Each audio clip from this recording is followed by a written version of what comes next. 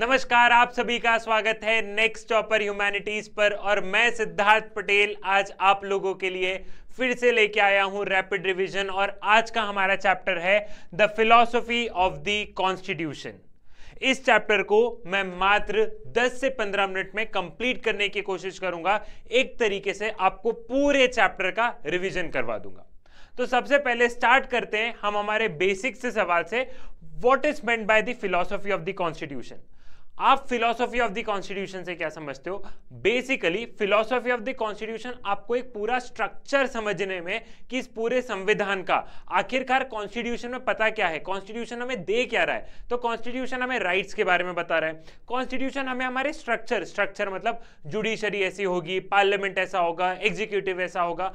हमें एक तरीके से UPSC civil services union public service commission ये कैसा होगा, इलेक्शन कमीशन ऑफ इंडिया कैसे होगा, एक तरीके से क्या कर रहा है, एक तरीके से फिलॉसफी ऑफ द कॉन्स्टिट्यूशन से हमें ये पता चल रहा है कि हमारे संविधान का स्ट्रक्चर क्या होता है। और अगर मैं इंडिया की बात नहीं भी करूं, मैं वर्ल्ड में किसी और कंट्री की भी बात करूं, तो वर्ल्ड के किसी भी कॉन्स्टिट्यूशन से आप यही समझोगे कि उस देश का स्ट्रक्चर कैसा है, वो देश आखिरकार चलता कैसे है। ठीक है, we must attempt to work out a coherent vision of society and polity conditional upon an interpretation of key concept of constitution। एक तरीके से कॉन्स्टिट्यूशन हमें क्या कर रहा है, विजन बता रहा है। किसका विजन? सोसाइटी का, पॉलिटी का, सरकार का। सोसाइटी समाज समझ रहे हो, पॉलिटी मतलब देश की राजनीति, देश की इंस्टीट्यूशन है, उसके विजन के बारे में बता रहा है। और कॉन्स्टिट्यूशन की जो कॉन्स्टिट्यूशन है उसको इंटरप्रेट करने में मदद कर रहा है। क्लियर? तो एक तरीके से क्या हो रहा है, कॉन्स्टिट्यूशन सबसे पहले क्या कर रहा है, कॉन्स्टिट्यूशन सबसे पहले हमें स्ट्रक्चर बता रहा है कि देश का स्ट्रक्चर कैसा होगा। एक तरीके से हमारे समाज का विजन, हमारी पॉलिटी का विजन कि कैसे सरकार के इंस्टीट्यूशंस काम करते हैं। और एक तरीके से हम जैसे जैसे कॉन्स्टिट्यूशन को इंटरप्रेट करते हैं वैसे वैसे अलग अलग और मतलब निकल के आ जाते हैं। ठीक है भैया। Then constitution as a means of democratic transformation. Constitution is an instrument to bring socio-economic and political transformation. It provides peaceful and democratic means to provide about the transformation. It was designed to bring about a change and shed away traditional and conservative ideologies and bring freedom and equality। तो एक तरीके से constitution क्या कर रहा है, transformation का माध्यम है। ट्रांसफॉर्मेशन मतलब समाज को ट्रांसफॉर्म कर रहा है। जब इंडियन कॉन्स्टिट्यूशन 1950 में, जब हम बात करें कि 1950 में जब हमने इसे अडॉप्ट किया, जब चीजें चलने लगी, उसके बाद से जब हम देख रहे हैं, तो उसके बाद में हम लोग क्या देखते हैं कि समाज को एक तरीके से ट्रांसफॉर्म किया है कॉन्स्टिट्यूशन ने। पहले अंग्रेज थे, तो अंग्रेज के जमाने में चीजें कैसी होती थी उसको बदला है। कहीं ना कहीं कॉन्स्टिट्यूशन ने हमें एक राह दिखाई है, एक तरीके से एक रास्ता दिखाया है कि कैसा समाज होना चाहिए, कैसा देश होना चाहिए। डेमोक्रेटिक मीन्स से हम आगे बढ़ रहे हैं। Socio economic condition, political transformation. Socio economic condition मतलब कि 1950 का समाज देखो और आज का समाज देखो। 1950 में कैसे हमारे इंस्टीट्यूशंस होते थे, जब संविधान बना तब चीजें कैसी थी और आज का कैसा है। तो एक तरीके से क्या कर रहा है, एक तरीके से कॉन्स्टिट्यूशन एक तरीके से ट्रांसफॉर्मेशन डेमोक्रेटिक वे से, कि सभी के साथ में मिलकर कैसे हम समाज, कैसे हम देश में ट्रांसफॉर्मेशन ला रहे हैं, ये वाली चीज पूरी करता है। ठीक है भैया। Then why do we need to go back to the constituent assembly? हमें कॉन्स्टिट्यूएंट असेंबली में क्यों जाने की जरूरत है? अगर आप समझोगे तो हमें कॉन्स्टिट्यूएंट असेंबली में इसलिए जाने की जरूरत है क्योंकि ये हमें पता चलेगा कि हमारे कॉन्स्टिट्यूशन में कौन कौन सी वैल्यूज हैं, जैसे कि इक्वालिटी, सेक्युलरिज्म, ठीक है, और ये जो तमाम तरीके की चीजें, फ्रेटर्निटी, ये जो भी हमारे जो कॉन्स्टिट्यूशन में जो वैल्यूज है वो हमें कहां से पता चलेगी? वो जब कॉन्स्टिट्यूएंट असेंबली की डिबेट्स को देखोगे, जब उन डिबेट्स को सुनोगे कॉन्स्टिट्यूएंट असेंबली की, तो आपको समझ में आएगा कि कौन कौन से वैल्यूज जो हैं वो हमारे संविधान में है। उसके बाद में history of our constitution is still very much a history of present. जब संविधान बन रहा था उस समय पे जैसी चीजें चल रही थी वैसे आज भी है। हम तब भी इक्वालिटी के लिए बात कर रहे थे, आज भी हम बात कर रहे हैं। हम तब भी इंडिविजुअल फ्रीडम के बारे में बात कर रहे थे, हम आज भी कर रहे हैं। तो एक तरीके से क्या है, एक तरीके से जो उस समय में जो समस्या थी उनमें बहुत हद तक तो हमने समस्याओं को सुलझाया है, लेकिन आज भी अगर आप कोई समस्या देखते हो देश में, तो कहीं ना कहीं क्या होता है, कहीं ना कहीं उसका जवाब हमें हमारे संविधान में देखने को मिलता है। To know the current constitutional practice, their value and their meaning. आज की तारीख में जैसी भी चीजें चल रही है, आप देख रहे हो कि करंट कॉन्स्टिट्यूशनल प्रैक्टिस मतलब कि लोकसभा में जिसकी मेजोरिटी रहेगी उसकी सरकार बनेगी, सब लोग स्पीकर की बात मानेंगे लोकसभा में। तो आज की तारीख में जो प्रैक्टिसेस चल रही हैं, आज की तारीख में जितने भी इंस्टीट्यूशंस हैं जो आप सारी प्रैक्टिसेस देख रहे हो, अगर आपको इनको समझना है कि ऐसा क्यों रखा, स्पीकर को ही पावर क्यों दी, ये सारी की सारी चीजें आपको कहां देखने को मिलेगी? ये सारी की सारी चीजें अपने को समझ तब आएगी जब हम कॉन्स्टिट्यूएंट असेंबली की डिबेट्स को बहुत ध्यान से समझेंगे। Clear? Now what is the philosophy of our constitution? हमारे संविधान की क्या क्या फिलॉसफी है, जरा अपने को उसको समझना होगा। तो सबसे पहले हमारा संविधान बात करता है इंडिविजुअल फ्रीडम की। हम अंग्रेजों के जमाने से देखते हैं कि राजा राम मोहन रॉय ने सबसे पहले क्या बात की थी?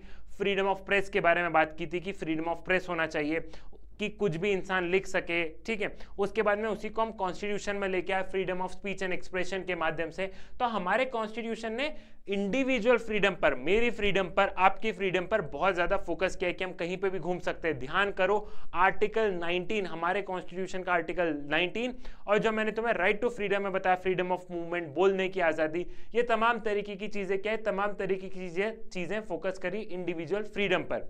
देन सोशल जस्टिस, समाज में न्याय होना चाहिए, मतलब कि जो इंसान पीछे छूट गए हैं उनके लिए सरकार कुछ एक्स्ट्रा करे। तो उसके चलते हमने क्या देखा? रिजर्वेशन दिया गया एसटीज एंड एससी को। तो एक तरीके से क्या हो गया? वो सोशल जस्टिस, कि जो वर्ग पीछे छूट चुका था सरकार उसको साथ में लेके चल रही है। Then respect for diversity and minority rights, हमने माइनॉरिटी राइट्स पे हमने क्या दिया है कि सबकी लैंग्वेज प्रोटेक्टेड रहे, और हमने देखा है कि जो भी माइनॉरिटीज हैं वो अपने एजुकेशनल इंस्टीट्यूशंस ओपन कर सकते हैं। एग्जांपल मैंने मदरसाज बताया, जो ट्राइबल पॉपुलेशंस हैं वो लोग भी अपने एजुकेशनल इंस्टीट्यूशन अपनी चीजें प्रोटेक्ट करने के लिए ओपन अप कर सकते हैं। इंडिया में हमेशा डाइवर्सिटी को रिस्पेक्ट किया जाता है, ऐसा नहीं है कि कोई भी एक चीज आपके ऊपर थोप दी जाएगी। उसके बाद में सेक्युलरिज्म उसी से निकलता है। तो आप जानते हो कि इंडिया का कोई भी ऑफिशियल रिलीजन नहीं है, ठीक है। इंडिया का कोई भी ऑफिशियल रिलीजन नहीं है। हमारी जो सरकार है वो वन हैंड डिस्टेंस बना के चलती है, किससे? रिलीजन से। लेकिन एट द सेम टाइम अगर सरकार को लगता है कि किसी रिलीजन में रिफॉर्म करना है तो सरकार उस रिलीजन में इंटरफेयर करके रिफॉर्म भी कर देती है। रिसेंटली मैंने आपको एग्जांपल बताया भी था कि ट्रिपल तलाक जो है, तो सरकार ने क्या किया? सरकार इंटरफेयर करी, सरकार ने ट्रिपल तलाक की जो प्रैक्टिस है उसको एक तरीके से बैन कर दिया। लेकिन हम ये देखते हैं कि हमारी सरकार का, हमारे देश का कोई भी ऑफिशियल रिलीजन नहीं है, इंडिया का कोई भी ऑफिशियल रिलीजन नहीं है। उसके बाद में यूनिवर्सल फ्रेंचाइज, सभी लोग क्या कर सकते हैं? सभी के पास में राइट टू वोट है। अगर आप 18 साल या 18 साल से ज्यादा के हो तो आपके पास में राइट टू वोट है, और हर इंसान इलेक्शन भी कॉन्टेस्ट कर सकता है, लेकिन उसकी उम्र अलग अलग होती है। जैसे कि अगर आपको लोकसभा का इलेक्शन कॉन्टेस्ट करना है तो आपकी उम्र 25 या 25 प्लस होना चाहिए। इंडिया में हम लोग फेडरलिज्म देखते हैं कि जो पावर है वो डिवाइडेड है between central and the state government. और फिर उसके बाद में हमने क्या देखा कि 73rd और 74th कॉन्स्टिट्यूशन अमेंडमेंट आया तो पावर पंचायत और म्यूनिसिपैलिटी को भी दे दी गई। तो हम लोग इंडिया में सबसे ऊपर सेंट्रल गवर्नमेंट देखते हैं, उसके बाद में state government and then panchayat and municipality. तो यहाँ पे हम पावर शेयरिंग देखते हैं। इंडिया को हम लोग बोलते हैं क्वाजी फेडरल कंट्री एक तरीके से। क्यों? क्योंकि यहाँ पे हम लोग ये देखते हैं कि जो पावर है वो ज्यादा टिल्टेड है सेंट्रल गवर्नमेंट के टुवर्ड्स, और स्टेट गवर्नमेंट के पास भी पावर है लेकिन थोड़ी सी कम है। इंडिया में 3 लिस्ट है, state list, union list and concurrent list. Union list पे कानून कौन बना सकता है? सिर्फ और सिर्फ पार्लियामेंट बना सकती है। स्टेट लिस्ट पे कानून कौन बना सकता है? सिर्फ और सिर्फ स्टेट लेजिस्लेचर बना सकते हैं। कॉन्करेंट लिस्ट में दोनों कानून बना सकती है। एक तरीके से हमारे कॉन्स्टिट्यूशन ने क्या किया है? कॉन्स्टिट्यूशन ने हमें नेशनल आइडेंटिटी दी है कि हम सब भारतीय हैं। हम सब के अलग अलग रिलीजन है, हम सब अलग अलग एरिया से बिलोंग कर रहे हैं, कोई गुजरात से, कोई महाराष्ट्र से, कोई साउथ इंडिया से, कोई नॉर्थ इंडिया से। लेकिन कॉन्स्टिट्यूशन ने क्या किया है? कॉन्स्टिट्यूशन ने एक तरीके से हमें नेशनल आइडेंटिटी देने का काम किया है कि हम सब क्या हैं? हम सब भारतीय हैं। क्लियर? देन उसके बाद में हम लोग देखते हैं कि हमारे क्या क्या अचीवमेंट्स हैं। ठीक है, procedural achievements. First, the Indian constitution respects a faith in political deliberation, it reflect a spirit of compromise and accommodation। यहाँ पे हम लोग क्या देख रहे हैं कि इंडियन कॉन्स्टिट्यूशन में हम एक तरीके से बातचीत से, डिबेट, डिस्कशन से संविधान बना। कॉन्स्टिट्यूएंट असेंबली में ऐसा नहीं हुआ। कि जो एक तरीके से क्रिटिसिज्म लगता है। क्या क्रिटिसिज्म लगता है कि इंडियन कॉन्स्टिट्यूशन में हम लोग ये देख रहे थे कि जब संविधान बन रहा था तो लोगों की बात नहीं सुनी गई, ऐसा नहीं था। जब कॉन्स्टिट्यूएंट असेंबली अपना काम कर रही थी तब कॉन्स्टिट्यूएंट असेंबली एकदम ओपन थी, लोग जा सकते थे, डिबेट डिस्कशन सुन सकते थे, प्रेस के लिए भी ओपन थी, और वहां पे हमने रिप्रेजेंटेशन देखा है। और आपसी बातचीत से क्या हुआ है, आपसी डिलिब्रेशन डिस्कशन से प्रोविजंस आए हैं। उसके बाद में हमारा कॉन्स्टिट्यूशन कॉम्प्रोमाइज और अकोमोडेशन दोनों, कॉम्प्रोमाइज कोई बुरी चीज नहीं है। कई बार क्या होता है कि मेरा थॉट कुछ अलग है, मैं बोल रहा हूं कि नहीं नहीं हमें इक्वालिटी की कुछ ऐसी बात करनी होगी, आप बोलोगे नहीं नहीं हमें इक्वालिटी की कुछ ऐसी बात करनी होगी। तो हमने क्या किया, रेदर देन लड़ने से अच्छा है कि दोनों एक म्यूचुअल डेफिनेशन पे आ गए और उस हिसाब से हमने उसे संविधान में अडॉप्ट किया, उस हिसाब से हमने उसे संविधान में लिखा। तो इंडियन कॉन्स्टिट्यूशन में हमें कॉम्प्रोमाइज और अकोमोडेशन दोनों देखने को मिलता है। क्रिटिसिज्म क्या क्या होते हैं, हमारे क्रिटिसिज्म बेसिकली क्या है कि हमारा कॉन्स्टिट्यूशन जो है वो बहुत बड़ा है, ठीक है।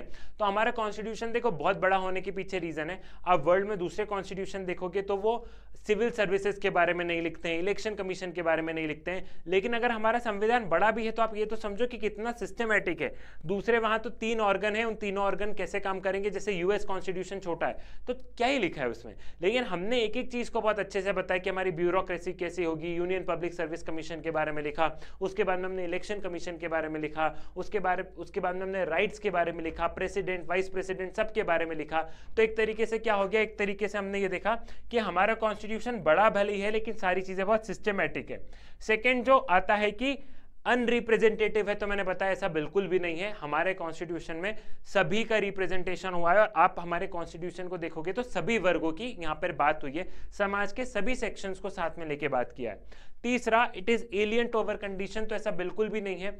आरोप बार बार लगते कि इंडियन कॉन्स्टिट्यूशन जो है वो अडॉप्टेड है, मतलब वर्ल्ड के अलग अलग जगह से अडॉप्ट किया, लेकिन ऐसी थोड़ी ना अडॉप्ट कर लिया। अगर हमने fundamental rights United states of America से ली तो आंख बंद करके थोड़ी ना ली, हमने कुछ राइट्स उठाई, कुछ हमने चेंज किया, हमने अपनी नीड के अकॉर्डिंग। इंडिया की कॉन्स्टिट्यूशन को आप कोई भी चीज को देख रहे हो तो आपको लग रहा है कि इंडिया की नीड के अकॉर्डिंग नहीं है, ऐसा बिल्कुल भी नहीं है। हमारे जब लीडर्स ने अगर बाहर से कोई चीज बोरो करी तो उसको मॉडिफाई करके अपनी नीड के अकॉर्डिंग, आप किसी के घर में जाते हो, आप दूसरों के घर में गए, आप दूसरों के घर में आपको कोई चीज़ अच्छी लगी कि वाह उसने वो पेंट अच्छा करवाया था या वो फ्लावर पॉट अच्छा था, तो आप भी तो उसको एक घर पे कभी ऑर्डर कर देते हो ना। लेकिन ज़रूरी नहीं है ना कि उसने भी पीले फूल लगाए तो आप भी पीले लगाओगे, आप हो सकता है गुलाबी लगा लो। तो हमने ऑफकोर्स चीज़ें बोरो करी लेकिन इंडिया के नीड के अकॉर्डिंग हमने उसे चेंज भी किया है। सो ये छोटा सा था फिलॉसफी ऑफ द कॉन्स्टिट्यूशन। इसमें बेसिकली जितने भी चैप्टर्स हो गए उन सभी का क्या है, उन सभी का एक सॉर्ट ऑफ रिवीजन भी है। तो आई होप आपको सारी चीजें समझ में आ गई होगी और आपको भी इसी तरीके से अपने लक्ष्य पर एकदम तीर मारना है। और आपका लक्ष्य है कि आपको अपने लिए कुछ अच्छा करना है, अपने माँ बाप के लिए कुछ अच्छा करना है और अपने देश के लिए कुछ अच्छा करना है। तो पॉलिटिकल साइंस में डरने की नहीं है बात, क्योंकि सिद्धार्थ पटेल है तुम्हारे साथ। और मैं बार बार कहता हूं कि चाणक्य नीति से लेकर राजनीति तक तुम्हें जो चाहिए सब कुछ है मेरे पास। पढ़ो, लिखो, अपने लिए, अपने माँ बाप के लिए, देश के लिए, और अपने आप पर विश्वास रखो, क्योंकि तुम कुछ भी कर सकते हो। जो तुम सोच रहे हो, जितने भी बड़े सपने देख रहे हो, ऑफ कोर्स तुम वो सारे सपनों को पूरा कर लोगे। मुलाकात होगी आपसे नेक्स्ट वीडियो में नए रैपिड रिवीजन के साथ। तब तक के लिए धन्यवाद।